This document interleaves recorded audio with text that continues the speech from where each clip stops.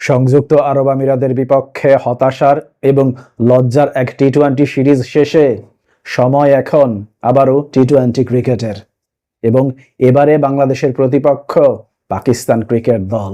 কিন্তু পাকিস্তানের বিপক্ষে এবারকার এই সিরিজে কেমন হওয়া উচিত আমাদের একাদশ, চলুন সেই সংক্রান্ত বিষয়ে খানিকটা আলোচনা করা যাক। প্রথমেই যদি আমরা আমাদের উদ্বোধনী ব্যাটারদের দিকে তাকাই, তাহলে কি দেখতে পাই? বাংলাদেশের ক্রিকেটের একটা অপ্রিয় সত্য হচ্ছে আমাদের উদ্বোধনী ব্যাটাররা সেই অর্থে কখনোই বাংলাদেশকে খুব ভালো একটা শুরু এনে দিতে পারেন না। অর্থাৎ শুরুতেই তারা আউট হয়ে বড় ধরনের বিপদ ডেকে আনেন। যদিও বা সর্বশেষ সিরিজে এখানে কিন্তু বেশ ভালো উন্নতি দেখিয়েছিলেন তানজিদ হাসান তামিম এবং পারভেজ হোসেন ইমন। সঙ্গত কারণেই পাকিস্তানের বিপক্ষেও আমরা এই দুই উদ্বোধনী ব্যাটারকেই উদ্বোধনী জুটিতে দেখতে চাই।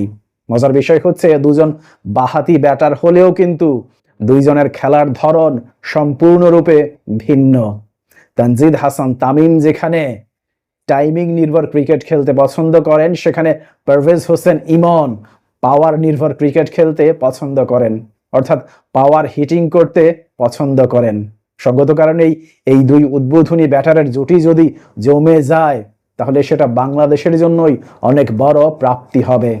উপরন্তু দুজনেই যেহেতু বয়স ভিত্তিক দল থেকে একসঙ্গে খেলেন, সেহেতু দুজনের মধ্যকার আন্ডারস্ট্যান্ডিং এর বিষয়েও খুব ভালোভাবে এগিয়ে নিতে পারবে এই দুই উদ্বোধনী ব্যাটার।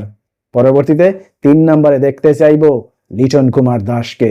যদিও বা লিটন কুমার দাস সাম্প্রতিক সময়ে সেই অর্থে খুব ভালো একটা ফর্মে নেই, আমাদের প্রত্যাশা থাকবে এই সিরিজ দিয়েই অধিনায়ক লিটন কুমার দাস তার পুরনো ছন্দে ফিরবেন।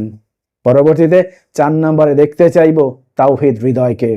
তাওহিদ হৃদয়ের কাছেও আমাদের প্রত্যাশা থাকবে। আমরা যে তাওহিদ হৃদয়কে চিনি, যে আক্রমণাত্মক ক্রিকেটার তাওহিদ হৃদয়কে চিনি, সেই আক্রমণাত্মক ক্রিকেটার তাওহিদ হৃদয়কেই আমরা দেখতে পাবো পাকিস্তানের বিপক্ষে। পরবর্তীতে 5 নম্বরে দেখতে চাইব মেহেদী হাসান মিরাজকে। দেখুন, সংযুক্ত আরব আমিরাতের বিপক্ষে আমরা কি দেখতে পেয়েছিলাম? সেখানে সেই অর্থে স্বীকৃত কোনো মিডল অর্ডার ব্যাটার ছিল না, যে কারণে মিডল অর্ডার অনেকটা বালির বাঁধের মতোই ভেঙে পড়েছিল। এখানে বড় ধরনের উপযোগিতা যোগ করতে পারেন মেহেদী হাসান মিরাজ। উপরন্তু ব্যাটিং এর পাশাপাশি তার বোলিংটাও দলের ক্ষেত্রে বড় কার্যকর ভূমিকা রাখতে পারে। পরবর্তীতে 6 নম্বরে দেখতে চাইব জাকের আলী অনিককে। 7 নম্বরে দেখতে চাইব শেখ মেহেদীকে। আপনারা অনেকেই দ্বিমত পোষণ করতে পারেন, মেহেদী হাসান মিরাজ থাকার পরেও শেখ মেহেদী কেন একাদশভুক্ত হবে? এখানে তো আমরা খুব ভালো করেই শামীম হোসেনকে অন্তর্ভুক্ত করতে পারি। দেখুন, লাহোরের গাদ্দাফি স্টেডিয়ামের উইকেট সম্পর্কে আমরা নিশ্চয়ই সবাই অবগত। ব্যাটিং বান্ধব এই উইকেটে 5 জন বোলার নিয়ে খেলা বড় ধরনের ঝুঁকির বিষয়। সঙ্গত কারণেই 6 জন বোলার নিয়ে খেলাটাই অনেক বেশি ঝুঁকি মুক্ত হবে।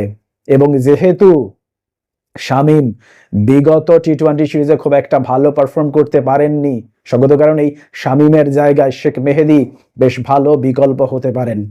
একে তো তার বোলিংটা পাওয়া যাবে, দ্বিতীয়ত যেহেতু টুকটাক ব্যাটিং করতে পারেন, 7 নম্বরে তার ব্যাটিংটাও পাওয়া যাবে। পরবর্তীতে 8 নম্বরে দেখতে চাইব রিশাদ হোসেনকে। 9 নম্বরে দেখতে চাইব তানজিম সাকিবকে। 10 নম্বরে হাসান মাহমুদকে এবং 11 নম্বরে শরীফুল ইসলামকে। বলে রাখা ভালো, যেহেতু মুস্তাফিজুর রহমান নেই, অর্থাৎ ইনজুরির কারণে যেহেতু মুস্তাফিজুর রহমান নেই, সেহেতু এই 3 পেসারের উপরই আমাদের নির্ভর করতে হবে।